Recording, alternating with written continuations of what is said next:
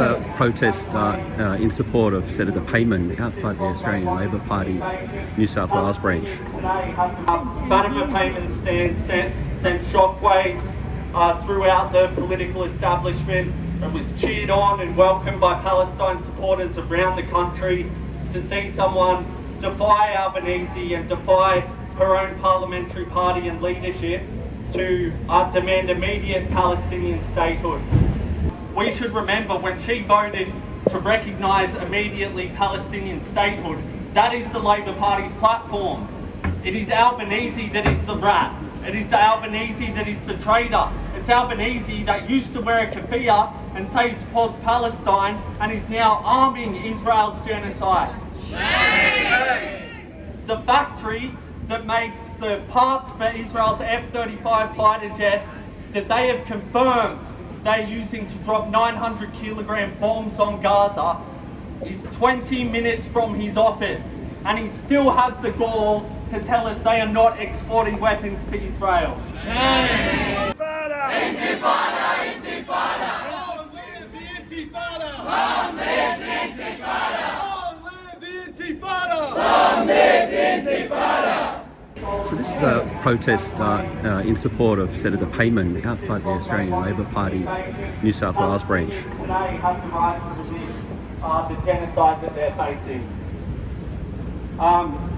So we all would have seen Fatima Payman's stand sent shockwaves throughout the political establishment. It was cheered on and welcomed by Palestine supporters around the country. To see someone defy Albanese and defy her own parliamentary party and leadership to demand immediate Palestinian statehood. But I think the reason that we are here protesting today is because that's not all that happened. After she took that stand, she's faced a horrific, vicious, bigoted, racist onslaught from the leadership of her own party, from the media, and from many other supporters of Israel's genocide.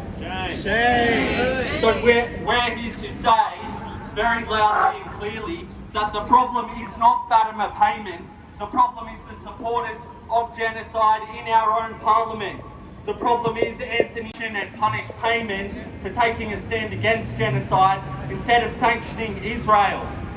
Shame! Shame! Albanese! And one of the things we've seen and the lines of attack against Payman has been that she's a traitor, she's a defector from the party. We should remember when she voted to recognise immediately Palestinian statehood, that is the Labor Party's platform. It is Albanese that is the rat. It is the Albanese that is the traitor. It's Albanese that used to wear a keffiyeh and say he supports Palestine and is now arming Israel's genocide. The factory that makes the parts for Israel's F-35 fighter jets that they have confirmed they're using to drop 900 kilogram bombs on Gaza is 20 minutes from his office, and he still has the gall to tell us they are not exporting weapons to Israel. The intelligence that they use to bomb the hospitals, the Israeli fighter jets, comes straight out of Pine Gap spy base in the Northern Territory on his watch. And you know, talking about sanctioning Israel, not sanctioning Payman, Australia has over 1,300 sanctions on Russia. It has over 700 sanctions on Iran. How many sanctions does it have on Israel? Zero! When the Lancet Military Journal has just published an article saying a more accurate appraisal of the death toll would be at a conservative estimate 186,000 people dead in Gaza. Shame! And his response to that, zero sanctions, when he has thousands on other states. So our protest today is going to send that message that we stand with Payman's rebellion against his genocidal policy in Parliament, and we stand with everyone in the movement, in the Labor Party, in the unions who have stood up and said, no, Payman is not the problem, Albanese, you are. So we're going to have a few speakers today as part of this rally. The first one that I'd like to welcome is Serougi, who's a member of Teachers and School Staff for Palestine in New South Wales, but is also a school friend of Australian aid worker Somi Frankham, who was murdered by Israel doing humanitarian work in the Gaza Strip. And we should remember Somi Frankham was murdered with an Elbit Systems drone. Elbit Systems, the same company the Albanese government just gave a $917 million defence contract to. Shame! So yeah, welcome, Liv. Thanks everyone. I would also like to begin by acknowledging the owners of the traditional owners of the land we stand on today, the Gadigal people of the Eora Nation, and acknowledge that sovereignty of this land was never ceded. Always was, always will be. Aboriginal land. My name is Olivia and I am a high school teacher and member of Teachers and School Staff for Palestine. One of the first assignments aspiring educators are asked to complete at university is a philosophy of teaching. Why do we want to teach? What motivated us to choose teaching as our career? You would be hard-pressed to find a teacher who didn't want to make a difference to young minds to ensure the well-being of young people. And yet when it comes to the issue of Palestine and Palestinian children, we are asked to remain silent. Shame. Shame. It goes against everything we are passionate about. Just as I am sure, if you ask any politician why they entered politics, it would be to make a difference, to make the world a better place. And yet again, when it comes to the issue of Palestine, that concept becomes void. We only need to consider Senator Payman's alienation and subsequent resignation from the Labor Party. Rank and file members of the Labor Party appear to overwhelmingly support the recognition of the State of Palestine. But our PM seems hell-bent on hiding behind the idea that a peace settlement must come first. As educators, we congratulate and we stand with Senator Payman. We stand on the side of humanity. Senator Payman is the only federal member of parliament to have the courage to call this what it is, a genocide. Today marks 277 days since this genocide began. Yesterday, Medical Journal, as Adam mentioned, Lancet released what it believes to be conservative estimates that the death toll in Gaza could be 186,000 people.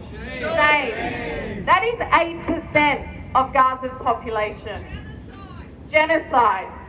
So we are here today to ask our government, how much more must the people of Gaza endure? How many more videos of parents holding their mutilated children must we see? What exactly will it take for you, Albo, to sanction Israel for the genocide on Gaza? 9 months of death and destruction, yet 0 sanctions.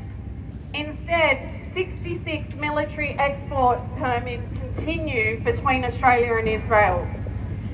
A $917 million weapons contract, again as Adam mentioned, awarded to Israeli arms manufacturers Elbit Systems. The same company which provided the tools for the murder of my high school friend, Somi Frankham, and 6 other World Kitchen aid workers. $917 million. Interestingly, however, the Min's government just announced cuts to school funding. Interesting that we don't have money for public schools, but plenty to support Israel's heinous war crimes. Senator Payman has shown us what it means to be brave and stand up for truth and justice.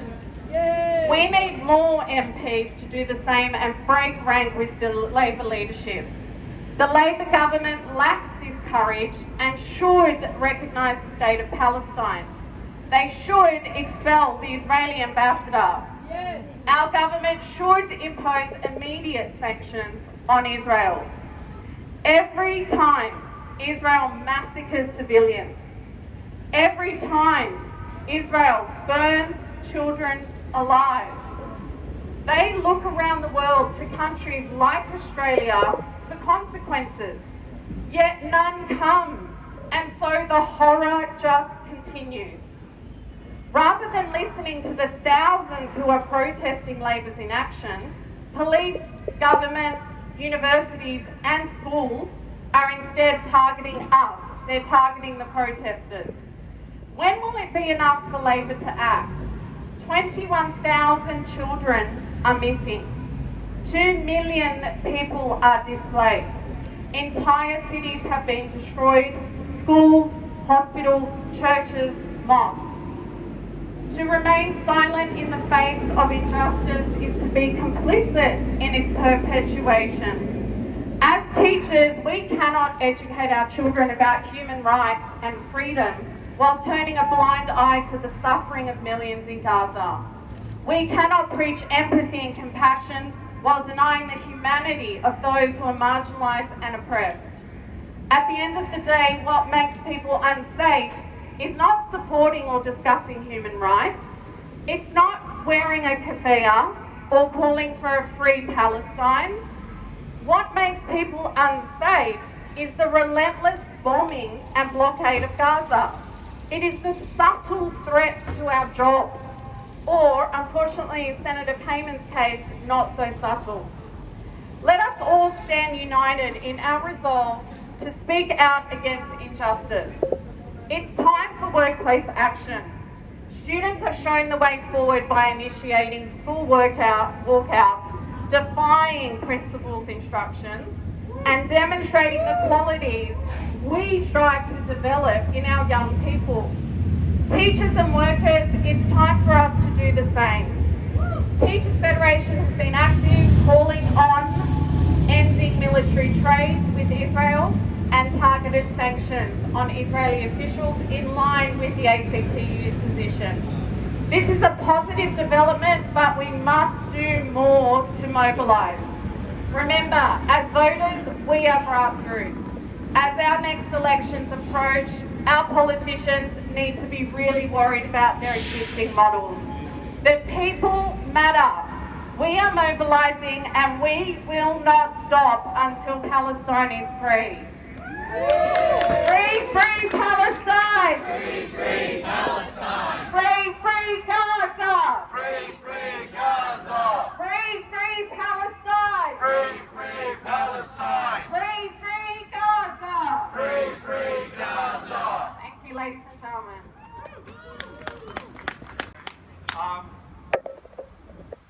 I just want to shout out this massive Sanction Israel banner, which is now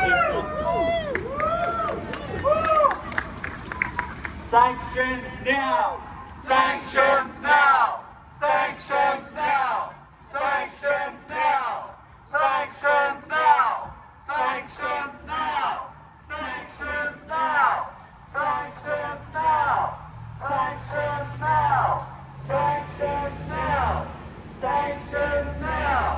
Sanctions now! Sanctions now!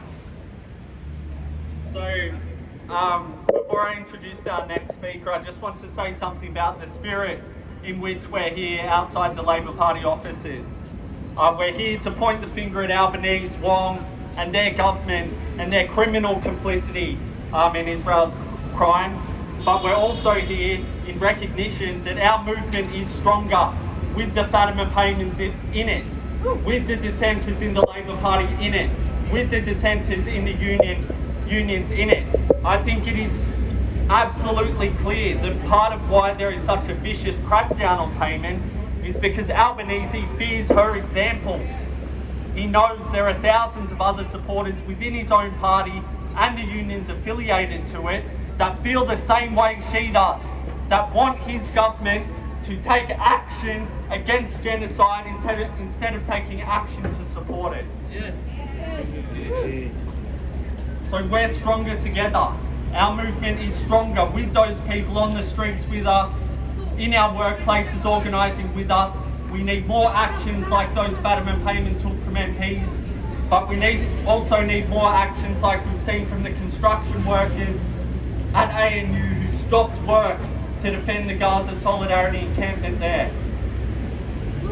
Our next speaker is Lachlan Good, who's now a former member of the Labor Party after resigning in disgust following the treatment of Fatima Payman after she took a stand to defend the position which is in the party's platform. So welcome, Lachlan.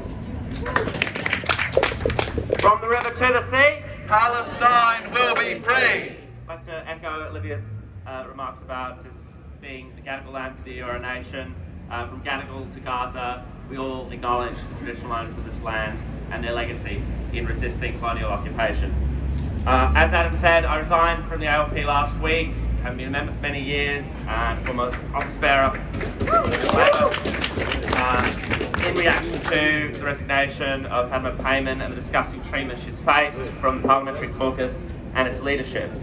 As Olivia mentioned, Palestine and the recognition of the Palestinian state in particular is ALP policy. ALP policy is determined by the National Conference, which comprises delegates who are elected from its affiliated unions and rank and file members. It's a painstaking and difficult process at the best of times for the parliamentary members of the Labor Party to so rankly and disgustingly rebuke that policy in its actions, in its binding of its members to vote against the Greens motion to recognise Palestine, in its suspension and pressing out of the Labor Party of Senator Payman. The Labor Party betrays its basic values and its democratically elected delegates and members.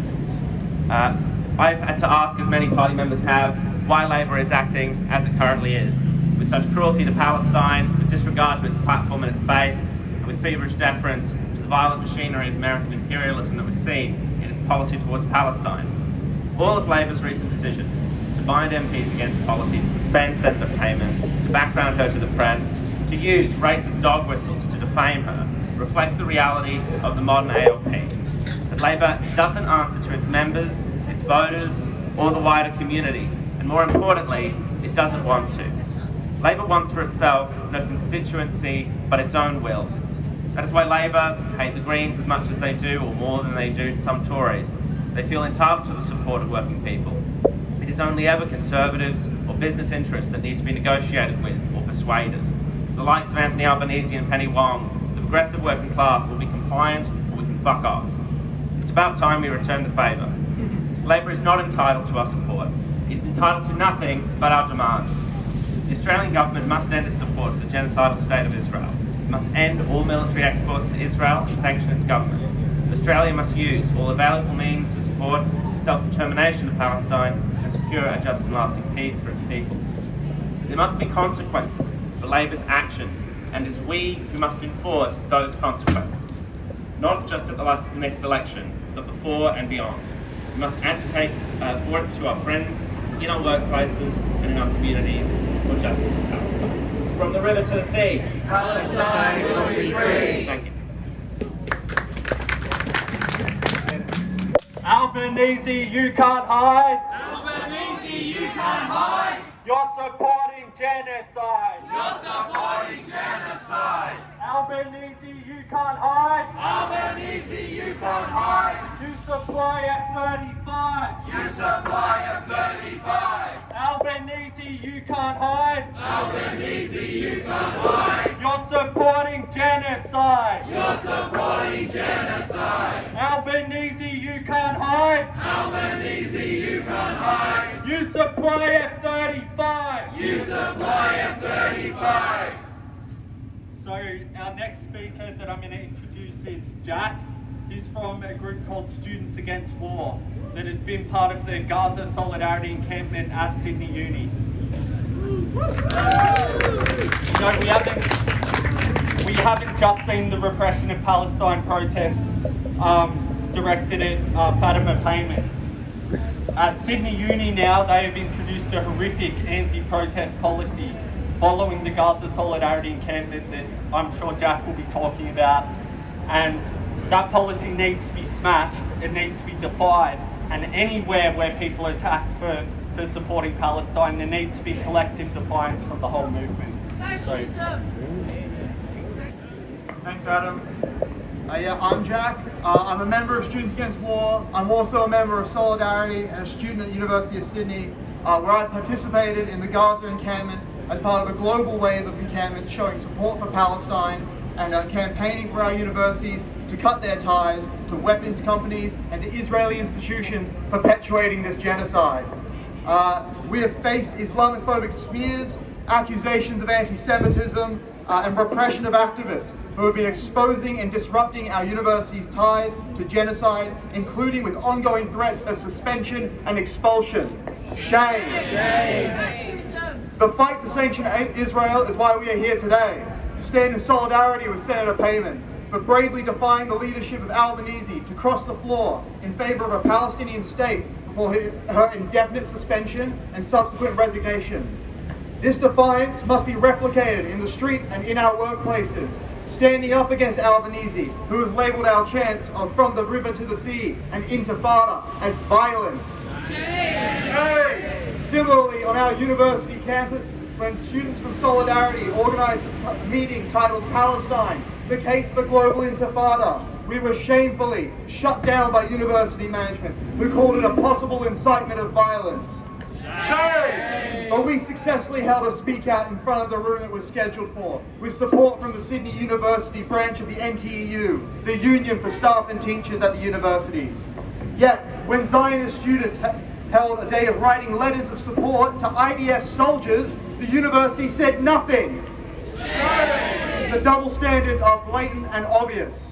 When Tel Aviv University, an institution actively participating in the ongoing genocide and settlement of Palestinian homes for its facilities, partnerships with arms companies, and employing the authors of IDF military doctrine, explicitly calling for disproportionate force and killing of IDF soldiers rather than allowing them to be taken hostage, came to promote itself at Sydney Uni in the study abroad fair, we, as part of Students Against War, kicked them off our campus with a peaceful sit-in and speak out. Our university was more ashamed of this peaceful protest by students than its ties with genocide.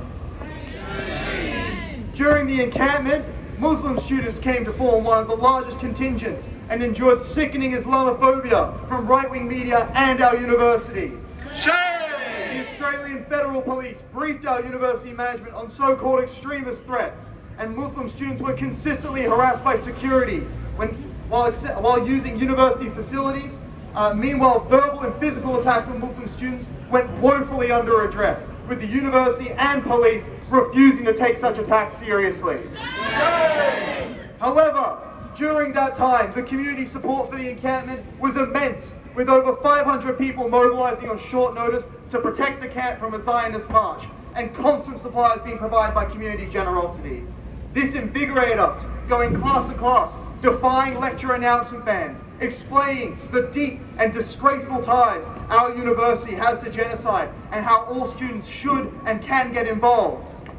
Unfortunately, the Islamophobic attacks and university threats of discipline meant that some at the camp, instead of focusing outwards and broadening the movement, felt it was more appropriate to chastise Muslim students for flying the Shahada flag and berate students for publicly supporting the Palestinian right to armed resistance.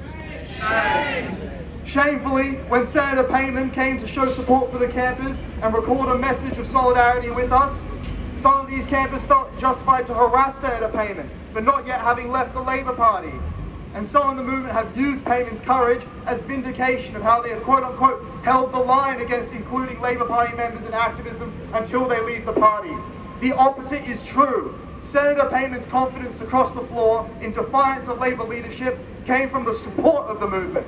In Western Australia, where she is from, she was invited to speak at the Palestine rallies.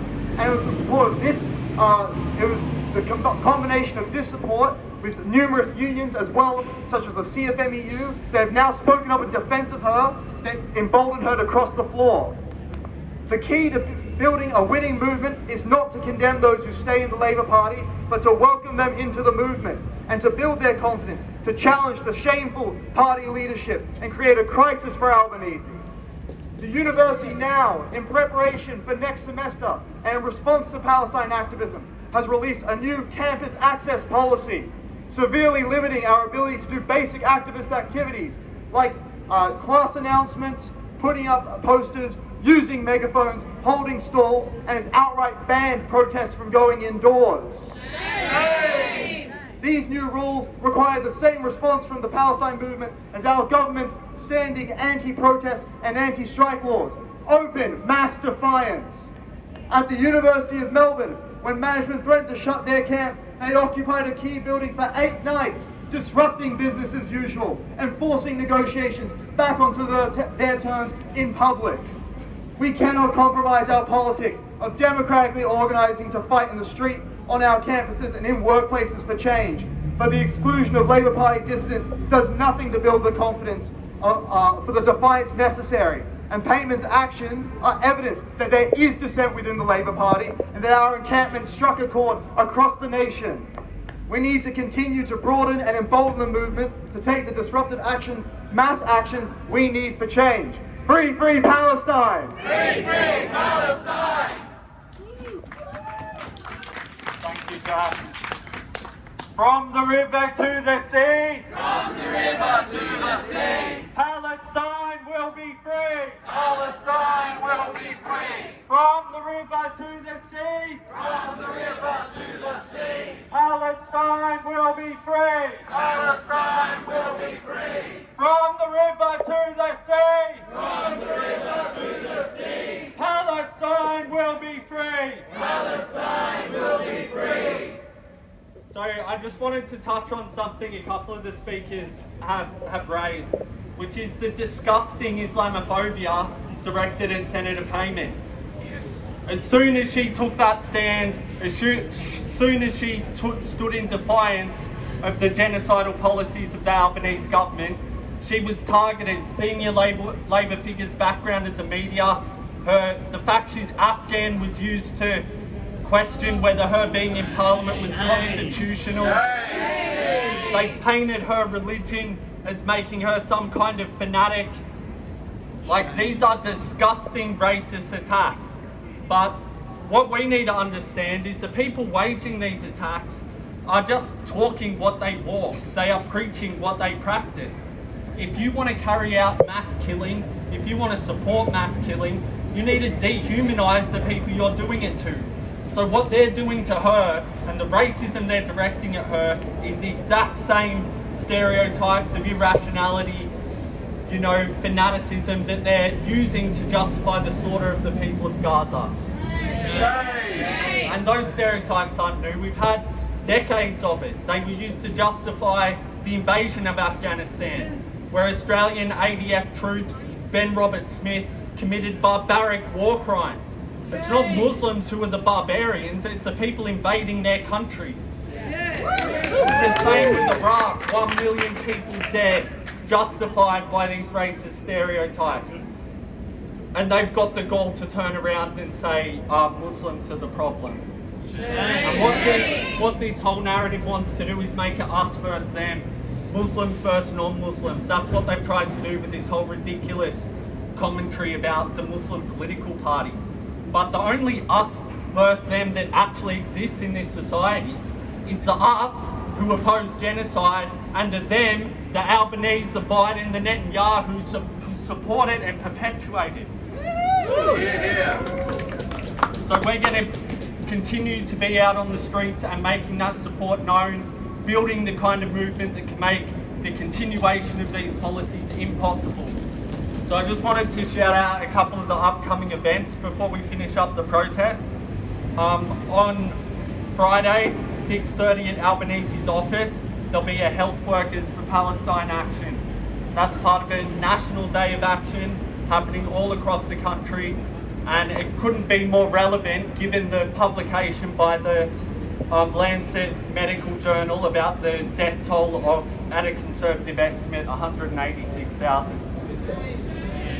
There'll also be the protest on Sunday in Hyde Park at 1 p.m, and then on July 28th we'll be taking the protest to Albanese in person at the Labor Party conference at Town Hall. Squeeze the Albanese! That's right. So maybe we'll just finish with a chant, and for anyone who's interested, I encourage you to sign up for Stop the War on Palestine and get involved. We've just been out leafleting train stations, leafleting the community for actions and forums we've got coming up. Yep, this is the clipboard here where you can sign up.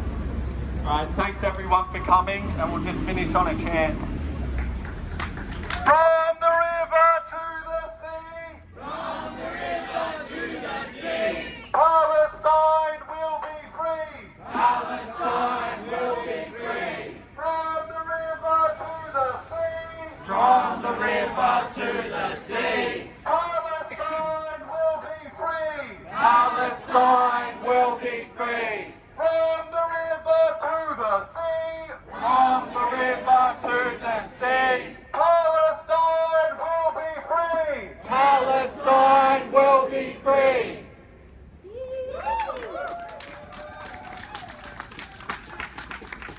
Yeah, we're just going to take a photo in front of the office here for anyone who wants to come in and hold a sign. You can't hide! Albanese, you can't hide! You're supporting genocide! You're supporting genocide! Albanese, you can't hide! Albanese, you can't hide! You're supporting genocide! You're supporting genocide! Albanese, you can't hide! Albanese, you can't hide! You're supporting genocide! You're supporting genocide! From the river to the sea! From the river to the sea! Palestine will be free! Palestine will be free! From the river to the sea! From the river to the sea! Palestine will be free! Palestine will be free! Intifada! Intifada! Intifada! Long live the Intifada! Long live the Intifada! Long live the Intifada! Long live the Intifada!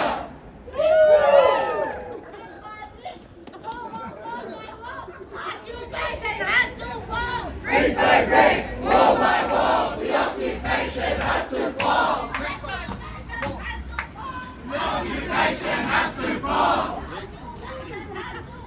The occupation has to fall! So that was the protest in support of Fatima Payman, and a few speeches, and then this is the inside of the, they call it Trade Unions Hall, I believe. And yeah, let's have a little look. They usually have a lot of stuff up on their wall supporting the whatever they're supporting at the moment. Generally, last week it was all the Pride stuff. Oh, now it's the NAIDOC week, so it'll be a lot of Aboriginal stuff now. We've got up here, stand up, show up. 40,000 years, 200 years of wear and tear. Walk with us. Treaty wear. Barrier Teachers Association. I'm not sure what that is. And of course, you won't find an Australian flag in here, but there's always an Aboriginal flag and a Torres Strait Island flag. No Palestinian flags, but yeah.